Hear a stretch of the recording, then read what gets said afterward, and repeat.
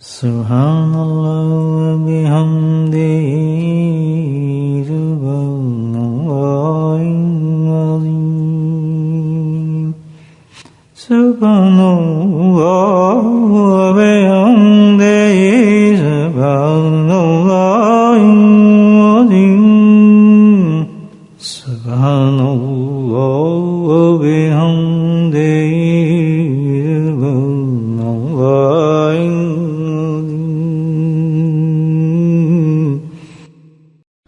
نحمده ونصلي على رسوله الكريم أما بعد قال الله تعالى في قرآن المجيد أعوذ بالله من الشيطان الرجيم بسم الله الرحمن الرحيم إن الله وملائكته يصلون على النبي يا أيها الذين آمنوا صلوا عليه وسلموا تسليما اللهم صل على سيدنا مولانا محمد معدن الجود والكرم اللهم صل على سيدنا مولانا محمد وآله الف مرة اللهم صل على سيدنا مولانا محمد وآله وصحبه وسلم أما بعد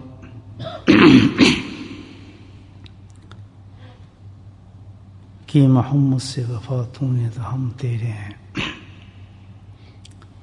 کہ محمد سے وفا تو نے تو ہم تیرے ہیں یہ جہاں چیز ہے کیا لوح و قلم تیرے ہیں بڑا مشہور شعر ہے یہ علامہ اقبال کا بہت بڑے صوفی دینی قسم کے شاعر گزرے ہیں آپ سب متعارف ہم سے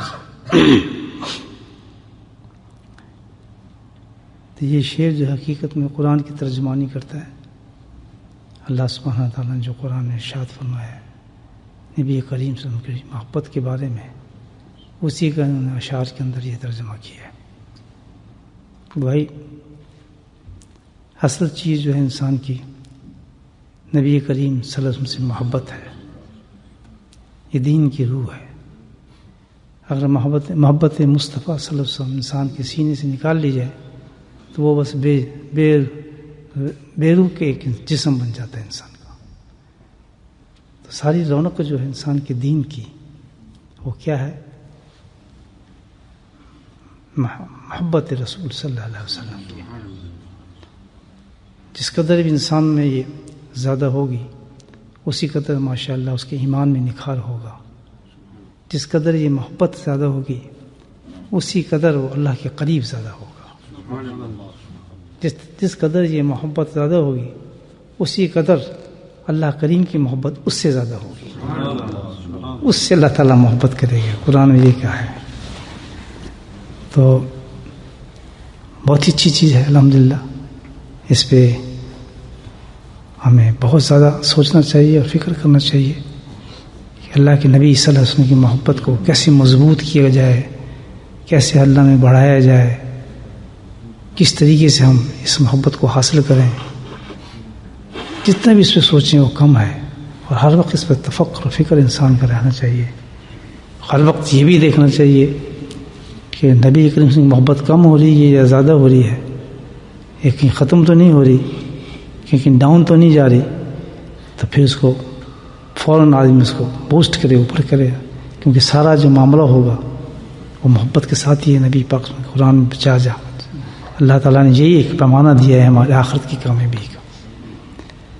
دین اور دنیا کی ساروں کی کامیابی اسی پر ہے صحابہ کرام جو رضی اللہ عنہ جتنے بھی تھے آپ کی سب سے بڑی جو شان قرآن بیان فرماتا ہے وہ یہی ہے کہ آپ کو سچی اچھے عاشق رسول تھے محبت نہیں بلکہ عشق تھا عشق کے درجے پہ محبت رکھتے تھے نبی پاک سے تو ہم بھی امتی ہیں الحمدللہ یہ صحابہ کرام جتنے بھی تھے ہمارے سامنے مثالیں ہیں کہ ہمیں ان کی مثالیں لینی چاہیے انہی کی طرح ہمیں نبی کریم صلی اللہ علیہ وسلم سے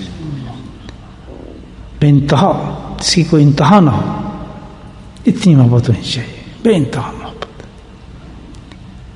آپ صلی اللہ علیہ وسلم کی محبت کو حاصل کرنے کا طریقہ بتاؤں آپ کو بہت بڑی چیز ہے راستہ دیکھیں گے کیا راستہ ہے کہ نبی کریم صلی اللہ علیہ وسلم کی محبت ہمیں نصیب ہو جائے الحمدللہ سب میں ہے یہ تو نہیں مومن ہی نہیں ہو سکتے جب بناؤ یہ نہیں کرے نہیں ہے الحمدللہ ہے اللہ کا بہت فضل ہے اور بڑا کرم ہے ایمان کے ساتھ نصیب ہے ہمیں لیکن یہ ہے کہ بھائی یہی سمجھیں کہ کمی ہے، اس میں کمی نہیں ہونی چاہیے.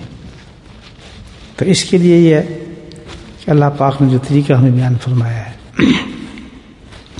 اور سب سے بڑی چیز تو ایک چیز ہے جو ہر نماز میں، ہر چیز میں سب سے پہلی چیز تو یہ ہے کہ دعا کی جائے کہ اللہ پاک ہمیں نبی کریم صلی اللہ علیہ وسلم کی سچی اور پکی محبت نصیب فرما دے، سچا عاشق بنا دے. سب سے پہلے دروازہ تو یہ ہے کسی چیز کو بھی حاصل کرنے کا، دنیا کی کوئی چیز حاصل کرنی ہو، آخرت کی کوئی چیز حاصل کرنی ہو، تو سب سے پہلے مومن نے کیا کام کرنا ہے؟ دعا مانگنی. پہلا کام اللہ پاک سے دعا مانگے. کیوں دعا کیوں مانگے؟ اللہ تعالیٰ فرماتے ہیں لا حول ولا قوت الا باللہ، کہ کوئی چیز بھی ہو نہیں سکتی جب تک کہ میں نہ دوں. ہر چیز میری قوت سے ہے، میں کہتا ہوں تو ہوگی. تو ہم تمنا اور خواہش کسی چیز کی رکھیں، دنیا کی رکھیں یا دین کی رکھیں. نمازی بننا ہو سب سے پہلے کیا ہے؟ دعا. اچھے انسان بننا ہے سب سے پہلے کیا ہے؟ دکان لینی ہمیں کیا کرنا ہے؟ دعا. ہر کام کے لیے سب سے پہلے کیا ہے؟ دعا. پھر اللہ تعالیٰ پسند فرماتے ہیں کہ اس کو بندے کو یہ پتہ ہے کہ اس کا کوئی رب ہے، وہی سب کچھ دیتا ہے. تو اللہ پھر پسند فرماتے ہیں کہ اس بندے کو یقین ہے کہ جو کچھ بھی دے گا کون دے گا؟ جو اللہ دے گا. تو فرماتے ہیں یہ اپنے رب کا ساتھ تعلق بنانا چاہتا ہے، اس کو یقین ہے کہ میری طرف سے آئے گا جو کچھ آئے گا. اور ایک اور بات اس میں کر دوں، اس میں ایک اور عظیم نقطہ ہے اور وہ حاصل کر لے بندہ حقیقت میں، تو پھر تو کمال محبت اللہ کی مل جاتی ہے. جب بندہ دعا کرتا ہے اللہ سے، اور جب دعا کرتا ہے کہتا ہے اللہ تعالیٰ مجھے یہ چیز عطا فرما، دعا کی اللہ سے، تو یقین سے کیا ہوتا ہے کہ اللہ عطا فرمائیں گے، اللہ تعالیٰ ہی ہمیں دیں گے، اللہ تعالیٰ ہی ہمیں چیز دیں گے. پھر اللہ تعالیٰ اگر کوئی چیز عطا فرما دیں تو اب ہمارا کیا کام ہے؟ ہم نے دعا مانگی تھی نا، وہ بندہ اس پہ راضی ہو جائے، راضی ہو جائے کہ اللہ تعالیٰ اب میں راضی ہوں اس حالت میں جس حالت میں تم نے مجھے رکھا ہے. مانگا تھا میں نے تجھ سے، مانگا تھا میں نے تجھی سے اور تو نہیں دینا تھا، لیکن اس کے بدل میں اگر کوئی چیز آ جائے، وہ چیز نہ بھی ملے یا حالات نہ بھی بدلیں یا وہ چیز لیٹ ہو، ہمیں کیا کرنا چاہیے؟ شکوے کے بجائے کیا ہم راضی ہیں کہ تو نہیں دی یہ چیز بھی، کہ نہیں دی ہمیں چیز، اس میں تیری حکمت ہے، تو نے چیز ہمیں عطا نہیں فرمائی. تو بھائی سب سے پہلی چیز کیا ہے؟ دعا. کہ اللہ تعالیٰ کیا چیز دے ہمیں، یہ پکی کر لے. ہر نماز کے بعد یہ دعا ماننی چاہیے اللہ تعالیٰ ہمیں نبی پر عشق عطا فرما، محبت عطا فرما. یہ تو دعا مانگنی ہی مانگنی ہے، کیونکہ سارے دین کا میں بتایا نا آپ، سارے دین کا معاملہ ہی نبی پاک میں محبت پر ہے اور عشق پر ہے، معاملہ اس سے بنتا ہے. دوسری چیز اس کو حاصل کرنے کی خود نبی کریم نے ارشاد فرما دیا، قرآن نے بتا دیا کہ سرکار اس محبت کو حاصل کرنا چاہتے ہو تو نبی کریم صلی اللہ علیہ وسلم کی سنتوں پہ عمل کرو. کس پہ عمل کرو؟ اونچے بولو، آواز ہی نہیں آ رہی. کس پہ کریں؟ کس پہ عمل کریں؟ اونچی تو بولو، کیا بات ہے، سو کے نہیں ہے یا کھا کے نہیں ہے. ہاں یہ تو اللہ کے ذکر کی مجلس ہے بھائی، اس میں تر و تازہ کو بیٹھنا چاہیے. جو چیز پسند آئے الحمدللہ نعرہ مارو سبحان اللہ، کتنی اچھی بات پتہ چلی ہے، خوش ہونا چاہیے آدمی کو. یہ کیا بات ہے؟ گھبرانے والی بات ہے، کوئی غلط بات ہے. یہ تو ایسا ہے کہ نسخہ مل رہا ہے ہمیں جس سے اللہ راضی ہو رہا ہے، اللہ کی محبت مل رہی ہے، جنت مل رہی ہے. تو کس چیز پہ عمل کرنا چاہیے؟ کیا بات، بھی ہلکے ہی ہیں. تو بہرحال سنتوں پہ عمل کرے انسان تو کیا چیز ملے گی؟ محبت ملے گی. کس کی محبت ملے گی؟ رحمت اللہ عالمین کی محبت ملے گی، محبوب رب کی محبت ملے گی، جنت کا دروازہ کھل جائے گا. سمجھ؟ تو سرکار کی سنتوں میں عمل کرنا یہ ایک ایسی چیز ہے کہ جیسے جیسے انسان عمل کرے گا اللہ اکبر، اللہ کے حبیب بھی اس سے محبت کرنا شروع ہو جائیں گے، اللہ کے حبیب بھی اس سے محبت کرنا شروع ہو جائیں گے. اور پھر اللہ کے حبیب محبت کریں گے تو اللہ بھی اس سے محبت کرنا شروع ہو جائے گا. اتنا بہترین طریقہ اللہ نے بتایا. اور سنتوں سے یہی نہیں کہ بھائی کہ سب ہم اسے دین کے کام پہ استعمال کرتے ہیں، یہ پورے دنیا کو بھی آپ کے ساتھ ساتھ الحمدللہ چمکاتا چلا جائے گا. دنیا کا کام انسان کا سہل ہونا شروع ہو جاتا ہے. ایسی چیز ہے نبی کی سنت، اتنی برکت پیدا ہو جاتی ہے. ایک طریقہ یہ ہم کریں اس کو، اور ایک طریقہ نبی پاک نے طریقے پر کریں، دونوں میں زمین آسمان کا فرق ہو جائے گا، اس میں برکتیں آ جائیں گی، رحمتیں آ جائیں گی، نور آ جائے گا، کام وہی ہے. ٹھیک ہے نا؟ تو اب میں آپ کو ایک چھوٹی سی سنت بتاتا ہوں، تو انشاءاللہ اس پہ کیا کریں گے؟ عمل کریں گے. بہت سے لوگ کرتے بھی ہوں گے، لیکن ریپیٹ کرنے میں کیا حرج ہے؟ مفت کا ثواب آپ کو سننے کا ملے گا، مجھے کس چیز کا؟ اور اسی لیے ہم آئے ہیں کہ ثواب کمائیں. ٹھیک ہے نا؟ تازہ ہو جائے گا معاملہ.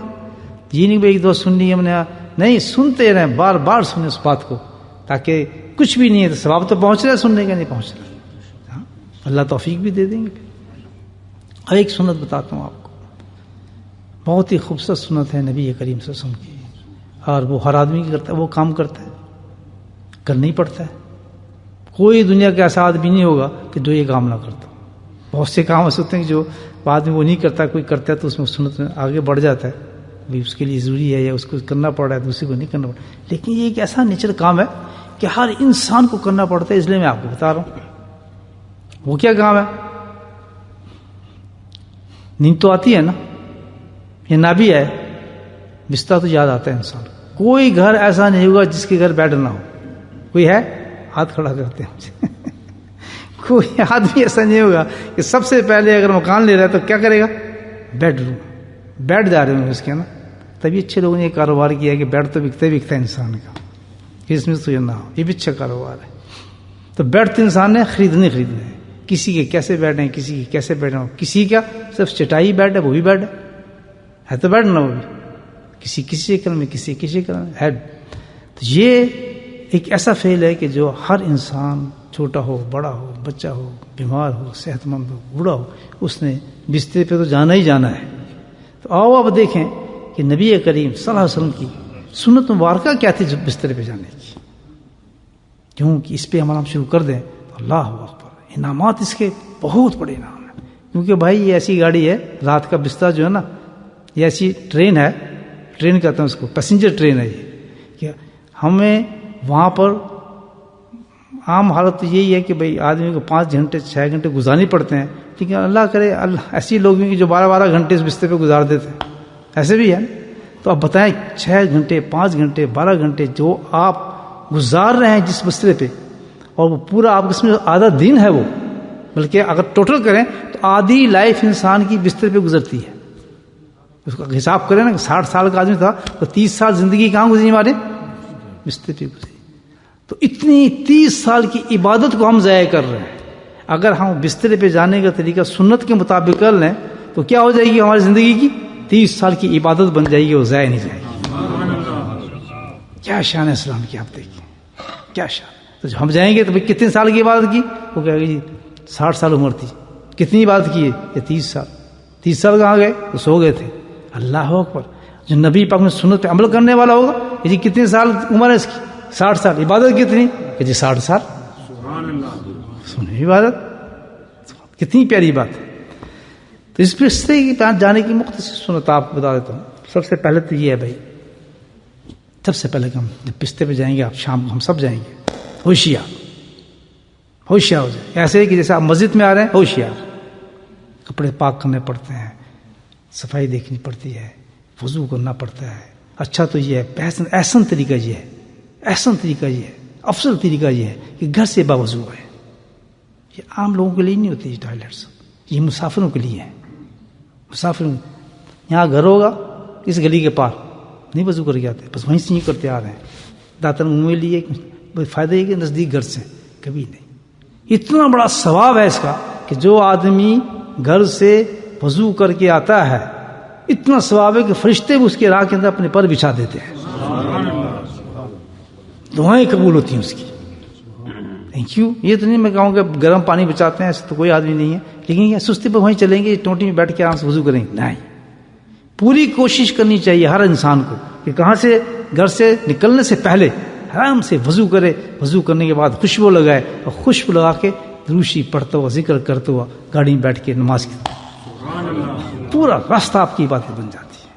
دیکھیں آج بھائی، آج سے ہم نے کیا کرنا ہے؟ وضو کہاں سے کر کے آنا ہے؟ تاکہ مسجد کا خرچہ کم ہو، مسجد کا بلا وجہ پانی خرچ ہو، واٹر کا خرچہ کم ہو، بجلی کا پانی خرچ ہو، گرم پانی خرچ ہو. اور یہ خرچ کسی اور چیز جو بچے تو کہاں ہم لگا دیں؟ مسجد کی کسی اور چیز پہ لگا دیں. اتنی بچت ہو جائے گی. جیسے اب آپ 50 آدمی ہیں, 50 آدمی سے کتنا پانی بچے گا, کتنی ہیٹ بچے گی, آپ سوچیں. اور الحمدللہ جو وضو کر کے آئیں گے ان پہ کتنا اللہ کا نور برسے گا. غلطی کر رہے ہیں نا, یا نہیں کر رہے؟ کتنی بڑی بات ہے. تو ایک تو بات یہ ہے. تو اب ہمیں ایسی سمجھیں کہ جب ہم بسترے پہ جا رہے ہیں کس لیے جا رہے ہیں؟ عبادت کے لیے جا رہے ہیں. جیسے یہاں عبادت کرنے ہیں, الرٹ ہو جائے بھائی عبادت کے لیے جا رہے ہیں, اس کو عبادت ہی بنانا ہے. سمجھے بستر نہیں ہے, کیا بن گیا؟ ہماری مسجد بن گئی ہے. ہماری کیا بن گئی ہے؟ مسجد بن گئی ہے. جو مسجد میں کام ہوتے ہیں وہیں وہی کام ہوں گے انشاءاللہ. بسترے پہ وہی کام ہوتے ہیں سارے. مسجد کے لیے ہم کیا کرتے ہیں سب سے پہلے؟ بس بے وضو نہیں نہ آ سکتا, وضو ٹوٹے تب بھی جا کے وضو کرنا پڑتا ہے یا نہیں ہے؟ تو آپ بسترے پہ جا رہے ہیں, وہ کیا بنا ہمارا؟ مسجد. ہمیں کیا کرنا چاہیے؟ نبی کریم صلی اللہ علیہ وسلم کی پہلی سنت کیا تھی کہ آپ وضو فرماتے تھے سونے سے پہلے. سمجھ آئی بات؟ اب وضو کی پابندی کی جائے, افضل ترین بات ہے. سونے سے پہلے کیا کیا جائے؟ وضو کی جائے. تھوڑا سا اس کو میں نرم کر دوں ذرا. سستی, غفلت, ٹھنڈا پانی پہ نہا جالے, بہت سی چیزیں ہوتی ہیں نا. اس کے لیے ایک نعمت بدل میں آپ بتاتا ہوں کہ تیمم کر لیں. بزرگان دین کہتے ہیں اس تیمم کرنے سے بھی وضو کا ثواب انسان کو مل جاتا ہے.